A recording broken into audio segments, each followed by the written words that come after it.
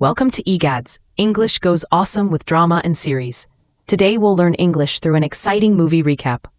This video already has English subtitles, so for easier understanding, simply use the auto-translate option in the settings menu at the bottom of the video to choose your language.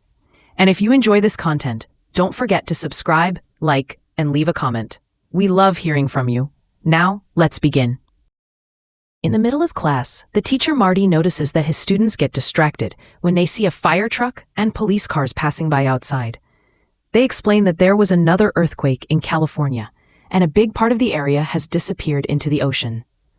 Marty tries to check the news, but the internet isn't working. Later, Marty is supposed to talk to all his students' parents, but everyone is distracted because the internet is still not working. Marty has physical copies of his students' files, yet it's not enough. The lack of internet is making everyone feel like the end is coming. When Marty leaves the school, he gets stuck in traffic because the lights aren't working either. During the drive, he sees a sign above the bank that thanks Chuck for 39 great years. Soon, news from all over the world shows the same tragedy. The ocean is slowly swallowing coastal towns. There's also been many volcanic eruptions, forest fires, and tsunamis. In China, people are already rioting. Meanwhile, Marty's ex-wife, Felicia, works as a nurse at the hospital. For the last few weeks, they've been losing lots of staff members. So, watching her coworkers die one by one has taken a toll on her mental health. She takes a break in the restroom, only to hear more bad news on the radio in the host thanking Chuck for 39 great years. When a colleague asks Felicia if marriage or divorce is easier, Felicia answers marriage because it's done in an hour, while divorce takes months. That night, Felicia calls Marty and admits she's been thinking about him all day. She wonders if split couples are remarrying because people want something familiar in these hard times, and shares some examples of coworkers who quit to be with their families. Marty shares that he doesn't have many students left either, and gets philosophical talking about the cosmic calendar and humanity's place in the universe. Then Felicia mentions that Chuck Ed she saw earlier, and Marty admits he saw it too. So they wonder who is putting up ads during the end of the world. Neither of them knows who Chuck is. After the call ends, Marty tries to watch TV, but soon the signal goes down, just like the internet. After a few seconds of nothing, Chuck's face appears, and an announcer thanks him for 39 great years, only for the signal to go out again when the ad is over. The next morning, Marty notices that his neighbor isn't using his car. The man explains that he had to walk 3 miles to work and back because a sinkhole has appeared on the road, cutting the city in half and swallowing lots of cars. There's a lot of traffic in the other streets, so most likely Marty won't make it to school until lunch. Then, they discuss the latest news. California has 10% of land left. The Midwest is burning, and Florida is flooding, so all the food-producing regions in the country are gone. Europe is in a similar situation, and famine has already taken over Asia, where 1 million people are dead. The bubonic plague is back, and only a few bees are left, probably in South America. At that moment, Marty sees a lot of neighbors coming home because they couldn't go to work. The sinkhole has swallowed their cars and even their workplaces. Marty talks to a friend of Felicia's who worked at the bank and asks her about the Chuck sign, but she doesn't know what it means either. Everyone walking around looks depressed, and Marty's neighbor points out that they've been going through the stages of grief. When everything started, there were protests and riots. This was followed by lots of self-delusion. But now, people have come to terms with it and will just wait for the end. The conversation is interrupted by a plane writing, "Thanks Chuck in the sky." On her way to work, Felicia notices all the walls covered with dozens of graffiti dedicated to Chuck. She walks all the way to the hospital, only to discover there isn't a single employee left and no patients at all. However, all the monitors are still working and tracking exactly the same heart rate in perfect beeping coordination. The beds are empty, but it's as if all the monitors were connected to the same person. Sometime later, Marty gets frustrated because the TV is still receiving no signal. And when he tries to call Felicia, he discovers phone lines aren't working anymore either. He decides to go looking through her.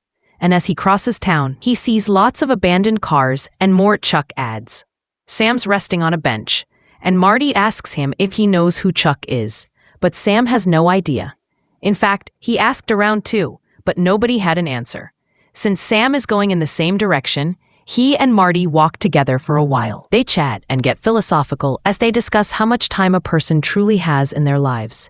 Eventually, Sam's arthritis requires him to rest, so he stops at a bench to watch the sunset, and Marty continues walking alone.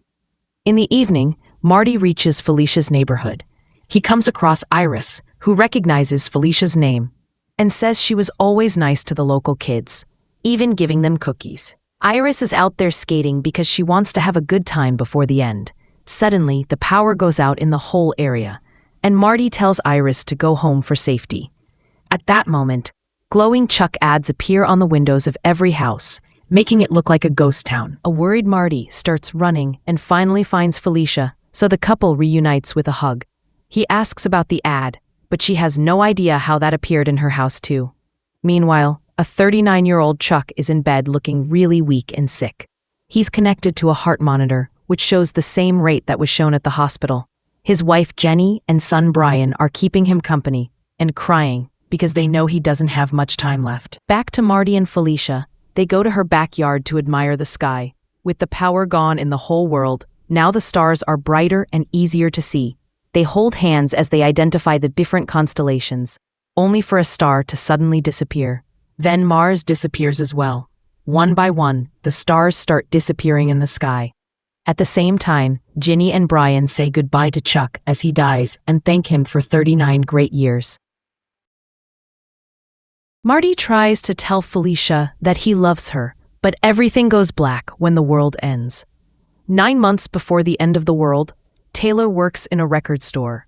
However, she loves music so much that she likes setting up her drums on a busy corner and playing for the crowd. Sometimes she gets tips from the crowd, but they're rare. Meanwhile, Janice is going home in a bad mood because her boyfriend just broke up with her through text. She works at a bookstore, but lately she's been feeling like her life is going nowhere, especially since she used to be a very talented dancer as a kid. Chuck is in town too, attending a banking conference. He's a successful accountant for an important bank, has been faithful to Jenny since he met her in high school, and is proud of Brian for being a good student. However, he isn't happy with his life either because his job is very boring and he hates other accountants.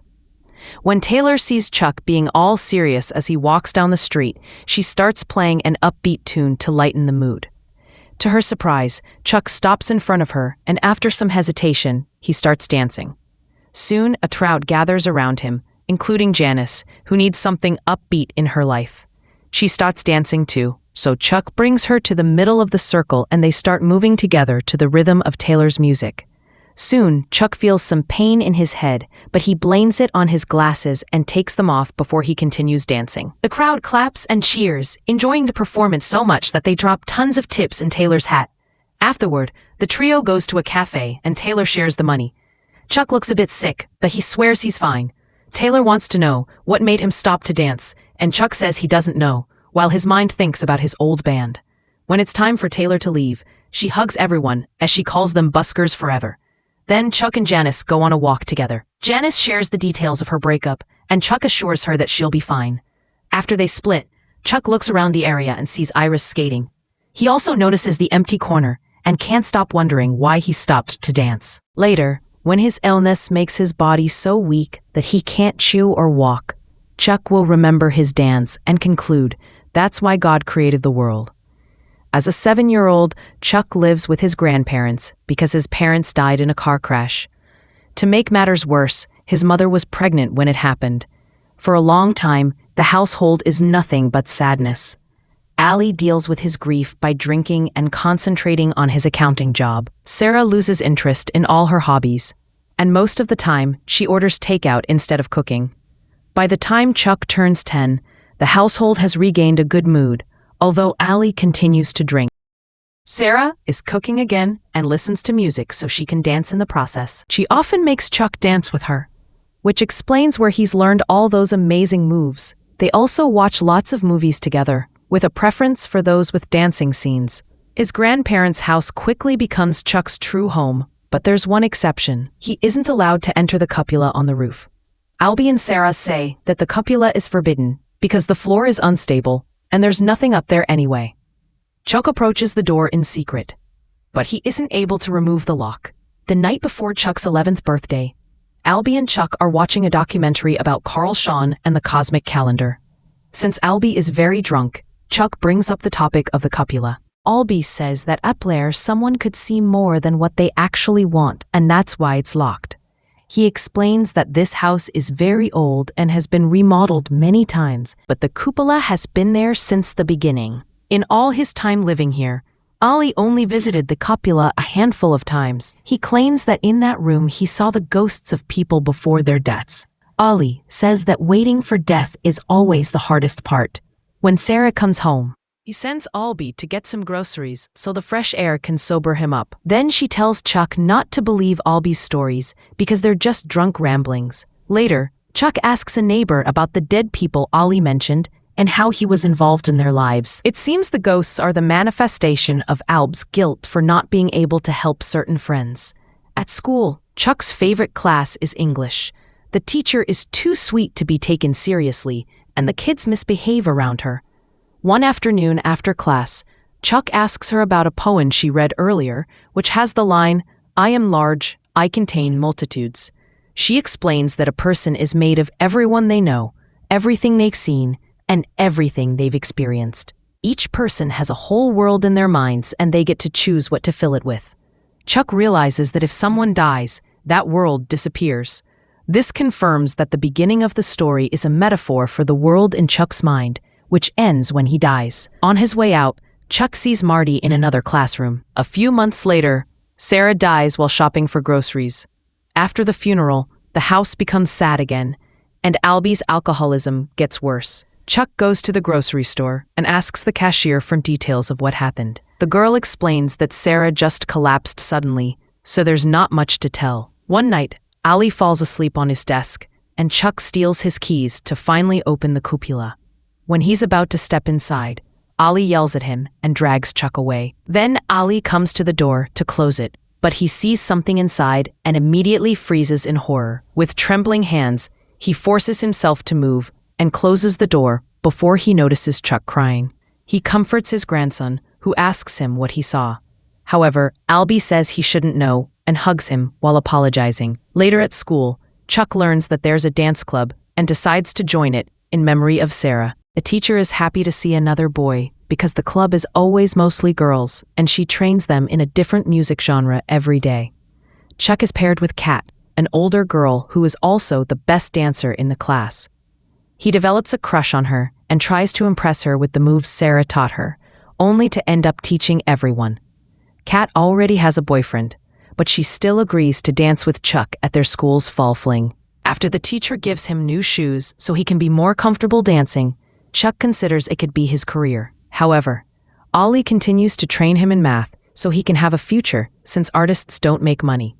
Ollie also explains that math is in every corner of the universe, even in music itself, because of how it counts notes and tempo. All his accounting files have people's entire lives in them in the form of numbers. Math is art that doesn't lie. On the night of the fall fling, Chuck refuses to dance with Kat and makes up an excuse about his leg hurting. His teacher overhears him and says that if he doesn't want to dance anymore, then he doesn't have, but he should at least be honest with Kat. Chuck goes outside and looks at the stars for a while to calm down and put his thoughts together.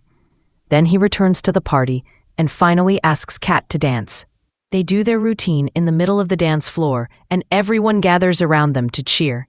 Their dance is perfect, and at the end of it, Kat kisses Chuck's cheek, which annoys her boyfriend.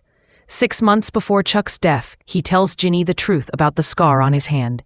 After the party, young Chuck goes to the football field and continues to dance under the stars.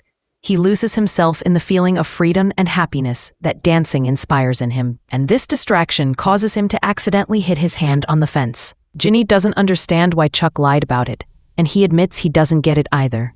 5 years later, Ollie dies of a heart attack at home while a teen Chuck is away playing and dancing with his band. Mortician Sam surprises Chuck by revealing Ollie has already paid for his funeral because he knew this day was coming, making Chuck wonder if that's what he saw in the copula. Since Chuck inherits the house, he decides to continue living there instead of moving with his maternal grandparents. They end up joining him there until he leaves for college, since Albie also left money for his education. Later, when Chuck marries Ginny, they move to that house too. The funeral happens before his maternal grandparents arrive, though, so Chuck has to be alone during that hard time. Later, Sam sends him an envelope with all of Alb's personal effects, including the keys. Chuck finally enters the locked room and finds it empty with a perfect floor. When he looks out the window, he simply sees the town. Feeling disappointed, Chuck turns around to leave. But at that moment, he has a vision of his old self dying in bed. This confirms Albie did see all those neighbors' deaths, but he also saw Sarah's and his own. This is why he thought the waiting was the hardest part. After the vision disappears, Chuck decides he'll continue to live his life to the fullest, refusing to surrender to depression like Albie did. He recites the poem his teacher taught him, reminding himself that he contains multitudes. Make sure to subscribe and turn on notifications so you can watch more videos like this. Thanks for watching.